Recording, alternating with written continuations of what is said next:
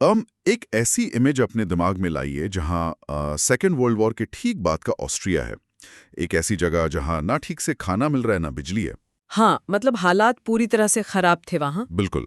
और उस माहौल में एक छोटा सा गांव है जहां एक दुबला पतला सा लड़का रहता है। उस लड़के को अंग्रेजी भाषा का एक अक्षर भी नहीं आता। Right, zero English. जीरो। तो एक दिन वो एक अमेरिकन मैगजीन का पन्ना देखता है और अपने आसपास के गांव वालों के बीच खड़े होकर एक ऐलान करता है। वो कहता है कि मैं एक दिन इस जगह से निकलकर अमेरिका जाऊंगा और दुनिया का सबसे बड़ा स्टार बनूंगा। अरे बाप रे। और आसपास के लोगों का रिएक्शन क्या था? वही जो आप एक्सपेक्ट करेंगी। हम्म। लोग उस पर जोर जोर से हंसने लगे। उनके हिसाब से सिर्फ एक बच्चे की बेवकूफ़ी थी। पर कहानी का सबसे बड़ा ट्विस्ट ये है कि वो लड़का ना सिर्फ अमेरिका पहुंचता है बल्कि आने वाले दशकों में एक नहीं पूरी 3 अलग अलग दुनिया पर अपना राज कायम करता है। बॉडी बिल्डिंग, हॉलीवुड और पॉलिटिक्स, है ना? एग्जैक्टली। हमारे आज के स्रोत आर्नल्ड श्वार्ज़ेनेगर की इसी असाधारण सफलता की कहानी पेश करते हैं। पर हमारा मुख्य उद्देश्य सिर्फ कहानी सुनाना नहीं है। हम ये समझना चाहते हैं कि क्या वाकई ऐसी सफलता सिर्फ टैलेंट से आती है, या फिर उसके पीछे एक पागलपन और जुनून होता है दुनिया को जीतने का। क्योंकि जब हम आमतौर पर सफलता की बात करते हैं तो दिमाग में एक बहुत साफ रास्ता आता है, पढ़ाई करो, मेहनत करो और आगे बढ़ो। हाँ, एक सेट पैटर्न होता है। सही बात है। लेकिन जब हम इस खास स्रोत को देखते हैं तो वो सारे तय नियम हवा में उड़ जाते हैं। पैसे की भयंकर कमी, भाषा की रुकावट और एक ऐसा माहौल जो आपकी हर बड़ी सोच का मजाक उड़ाता हो। ऐसे में टैलेंट से ज्यादा किसी और ही चीज की जरूरत पड़ती है। वही तो मुझे सबसे ज्यादा सोचने पर मजबूर करता है। और यही जानने के लिए हमें आर्नल्ड के उस शुरुआती दौर में जाना पड़ेगा जहां से इस जुनून ने जन्म लिया। रिसर्च पढ़ते वक्त एक बात जो सबसे ज्यादा उभर कर आई वो उनके बचपन का माहौल था। हाँ, उनके पिता का व्यवहार एकदम स्ट्रिक्ट और मिलिट्री रूल्स जैसा था ना। बिल्कुल। एक बच्चे को जो बेसिक इमोशनल सपोर्ट या प्यार चाहिए होता है वो वहां लगभग शून्य था। यहां तक कि उनके पिता उनके बड़े भाई को ज्यादा पसंद करते थे और आर्नल्ड को हर छोटी बात पर खुद को साबित करना पड़ता था। देखिए, अगर हम इसको साइकोलॉजी के नजरिए से देखें तो ये एक बहुत ही क्रिटिकल पॉइंट होता है किसी भी इंसान की जिंदगी में। जब किसी बच्चे को उसके बुनियादी सालों में वैलिडेशन या सपोर्ट नहीं मिलता तो उसके दिमाग के पास आगे बढ़ने के लिए सिर्फ 2 ही रास्ते बचते हैं। मतलब या तो वो पूरी तरह टूट जाएगा। हाँ, पहला रास्ता वही है, वो आत्मविश्वास खो देगा और उस स्ट्रिक्ट माहौल के आगे घुटने टेक देगा। लेकिन दूसरा रास्ता बहुत ही रेयर और पावरफुल होता है। कुछ लोगों के अंदर ये निग्लेक्ट एक सर्वाइवल मैकेनिज्म ट्रिगर कर देता है। अच्छा, एक आग पैदा कर देता है। एग्जैक्टली। वो अपने अंदर एक ऐसी आग पैदा कर लेते हैं जहां उन्हें किसी बाहरी वैलिडेशन की जरूरत ही नहीं बचती। उनका दिमाग सोचता है कि जब मुझे यहाँ किसी से कुछ नहीं मिलना तो मैं खुद अपने लिए एक नई दुनिया बनाऊंगा। रात को चुपके से जो वो बॉडी बिल्डिंग मैगजीन्स देखते थे वो उनके लिए सिर्फ पेपर के टुकड़े नहीं थे, वो उनका एस्केप मैप थे। बिल्कुल, वो वहां से निकलने का एक जरिया थे। यहाँ मेरे दिमाग में एक प्रेशर कुकर की एनालॉजी आ रही है। जब एक बच्चे को बिल्कुल जीरो इमोशनल सपोर्ट मिलता है तो वो स्थिति बिल्कुल एक प्रेशर कुकर जैसी होती है। वो दबाव या तो इंसान को अंदर ही अंदर फोड़ देता है या फिर उसको एक रॉकेट की तरह लॉन्च कर देता है। वही तो, एक ऐसी एनर्जी बनती है जो उसे कहीं दूर एस्केप करने के लिए पुश करती है। आर्नल्ड के केस में उस फ्रस्ट्रेशन ने बिल्कुल रॉकेट फ्यूल का काम किया। और उस फ्यूल ने उन्हें एक बहुत ही क्लियर दिशा भी दी। उनका दिमाग सिर्फ सपने नहीं देख रहा था, वो एक पक्का एस्केप प्लान तैयार कर रहा था। उन्होंने डिसाइड किया कि पहले बॉडी बिल्डिंग जीतना है, फिर उसके दम पर अमेरिका जाना है और फिर एक्टर बनना है। साउंड तो बड़ा सिंपल करता है ये प्लान। पर इसको हकीकत में बदलने के लिए उनका जुनून इस हद तक था कि उन्होंने आर्मी में भर्ती होने का फैसला किया। और इसके पीछे कोई देशभक्ति नहीं थी। वेट, उन्होंने आर्मी क्यों ज्वाइन की फिर? उन्होंने आर्मी इसलिए ज्वाइन की ताकि उन्हें मिलिट्री बेस के जिम का मुफ्त एक्सेस मिल सके और वहां उन्हें अच्छा खाना मिल सके जो बॉडी बनाने के लिए जरूरी था। अरे भाई साहब, लोग जिम जाने के लिए मेंबरशिप लेते हैं और इन जनाब ने सीधा आर्मी का फॉर्म भर दिया। ये तो अलग ही लेवल का ऑब्सेशन है। सही में। और मैंने एक और किस्सा पढ़ा था जो हैरान करने वाला है।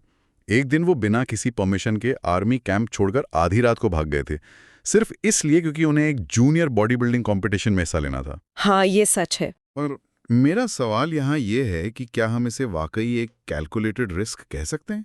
मतलब मिलिट्री प्रिजन में जाने का और कोर्ट मार्शल होने का सीधा सा मतलब है अपना फ्यूचर बर्बाद कर लेना। ये तो बेवकूफ़ी लगती है। बाहर से देखने पर किसी को भी ये बेवकूफाना ही लगेगा। उस वक्त आर्मी के नियम बहुत सख्त थे। उन्हें पकड़ा भी गया और उन्हें मिलिट्री प्रिजन में सजा भी मिली। लेकिन यहाँ हमें उनके दिमाग की वायरिंग समझनी होगी। उन्हें डर नहीं लगता था सजा से? उनके लिए सबसे बड़ा डर कलकोटरी नहीं था। उनके लिए सबसे बड़ा डर था उसी गांव में हमेशा के लिए फंस जाना। वो उनके लिए मौत जैसा था। उनका पूरा माइंडसेट रिस्क लो रिजल्ट लाओ वाले प्रिंसिपल पर चलता था। तो उन्हें लगता था कि ठीक है, सजा मिल जाएगी, पर जीत गए तो वर्थ इट है। बिल्कुल। और मजे की बात यह है कि उन्होंने वो कंपटीशन जीत लिया था। उस जीत ने उन्हें एक बहुत बड़ा मनोवैज्ञानिक लेसन दिया कि नियम तोड़ने के परिणाम चाहे जो हो, अगर लक्ष्य हासिल हो रहा है तो वो कीमत चुकाने के लायक है। मतलब ओवर थिंकिंग के लिए कोई जगह ही नहीं थी उनके लाइफ में, बस एक्शन। हाँ, टोटली एक्शन ओरिएंटेड सोच थी। तो अब एस्केप प्लान का पहला पड़ाव पूरा हो गया। वो वहां से निकले और बॉडी बिल्डिंग की दुनिया पर बिल्कुल छा गए। मिस्टर ओलंपिया का खिताब उन्होंने एक बार नहीं, लगातार कई बार जीता। पर मुझे यहाँ एक टेक्निकल डाउट आता है हमेशा। क्या डाउट है आपको? देखिए, बॉडी बिल्डिंग में तो लगभग हर किसी का शरीर बेहतरीन होता है ना, सब मेहनत करते हैं। तो सिर्फ मसल्स के दम पर कोई इतना लंबा डोमिनेशन कैसे मेंटेन कर सकता है? आखिर उनके पास ऐसी कौन सी अलग ताकत थी? आने वाले नए एथलीट्स उन्हें हरा देते। सफलता सिर्फ फिजिकल लेवल पर कभी नहीं मिलती। आर्नोल्ड ने इस स्पोर्ट को एक माइंड गेम बना दिया था। एक साइकोलॉजिकल युद्ध की तरह। हाँ, वो सिर्फ वेट्स नहीं उठा रहे थे, वो अपनी एक ऐसी larger than life image build कर रहे थे जो उनके आसपास के लोगों को इंटिमिडेट करती थी। अच्छा हाँ, इस माइंड गेम के बारे में मैंने एक बड़ा कमाल का किस्सा पढ़ा था स्रोत में। वो स्टेज पर जाने से ठीक पहले बैक स्टेज अपने राइवल्स के दिमाग से खेलते थे। वो किसी के पास जाते और बहुत मासूमियत से पूछते कि तुम्हारे घुटने में दर्द है क्या? चाल अजीब लग रही है। या फिर बोलते थे कि तुम्हारा बाइसेप कल से छोटा लग रहा है। वही तो। अब सोचिए, सामने वाला अचानक से कंफ्यूज हो जाता होगा। इसको मिलिट्री लैंग्वेज में साइकोलॉजिकल वॉरफेयर कहते हैं। आर्नल्ड को ये अच्छे से पता था कि दुश्मन को शरीर से हराने से पहले दिमाग में हराना ज्यादा प्रभावशाली होता है। सोचिए उस वक्त उस कंपेटिटर की हालत क्या होती होगी। जो इंसान साल भर से परफेक्ट बनने की कोशिश कर रहा है, स्टेज पर जाने के ठीक 5 मिनट पहले उसका दिमाग उस डाउट पर चला गया। एग्जैक्टली। वो ओवरथिंक करने लगता था, जिसका रिजल्ट ये होता था कि उसका कॉन्फिडेंस और पोस्चर स्टेज पर गिर जाता था। वहीं आर्नल्ड का आत्मविश्वास इतना हाई होता था कि जजेस भी उन्हें नजरअंदाज नहीं कर पाते। वो बेसिकली जजेस को बता रहे होते थे कि जीत तो मेरी तय है, तुम बस फॉर्मेलिटीज पूरी करो। हाँ, वो सिर्फ एक बॉडी बिल्डर नहीं थे, एक महान स्ट्रैटेजिस्ट थे। कमाल है। तो अब उन्होंने अपनी पहली दुनिया जीत ली, पर यहां से सफलता का रंग और भी गहरा हो जाता है, क्योंकि उनका अगला लक्ष्य था अमेरिका आकर बड़ा एक्टर बनना। और हॉलीवुड की दुनिया किसी जिम के रूल्स पर नहीं चलती थी। वहां मसल्स से काम नहीं चलता था। वहां उनका सामना सबसे बड़ी रुकावट से हुआ। हॉलीवुड में लगभग हर बड़े स्टूडियो ने उन्हें रिजेक्ट कर दिया। और उन रिजेक्शंस के कारण भी तो उस टाइम के हिसाब से वैलिड थे ना? बिल्कुल वैलिड थे। हॉलीवुड को उस वक्त एल पचिनो या डस्टिन हॉफमैन जैसे रियलिस्टिक एक्टर्स चाहिए थे। आर्नल्ड का एक्सेंट इतना भारी था कि लोगों को समझना मुश्किल होता था कि वो बोल क्या रहे हैं। उनका लंबा सा अजीब नाम किसी पोस्टर पर फिट नहीं बैठता था। और उनकी वही बॉडी जो उनकी सबसे बड़ी ताकत थी, वहां उनकी कमजोरी बन गई थी। डायरेक्टर्स बोलते थे कि तुम आम इंसान नहीं लगते, पब्लिक रिलेट नहीं करेगी। सबका यही कहना था कि तुम एक्टर नहीं बन सकते। अब यहाँ एक सवाल उठता है, जब पूरी इंडस्ट्री की स्टैंडर्ड प्रैक्टिसेस आपकी पहचान को ही आपकी सबसे बड़ी कमजोरी बता रही हों, तो आप सिस्टम के आगे घुटने टेकने के बजाय उसे कैसे बदलते हैं? कोई आम इंसान होता तो डिक्शन क्लासेस लेता, वजन कम कर लेता फिट इन होने के लिए। पर उन्होंने उन्हीं कमजोरियों को अपनी सबसे बड़ी ताकत बना लिया। कैसे? मतलब द टर्मिनेटर जैसी फिल्म आई और उनकी line I will be back ने इतिहास रच दिया। ये हुआ कैसे? इसको बिजनेस की भाषा में यूनिक सेलिंग प्रोपोजिशन या यूएसपी कहते हैं। एक विजनरी इंसान का दिमाग हमेशा इस तलाश में रहता है कि जो चीज बाकियों को अजीब लग रही है, उसे अनोखी ताकत में कैसे बदला जाए।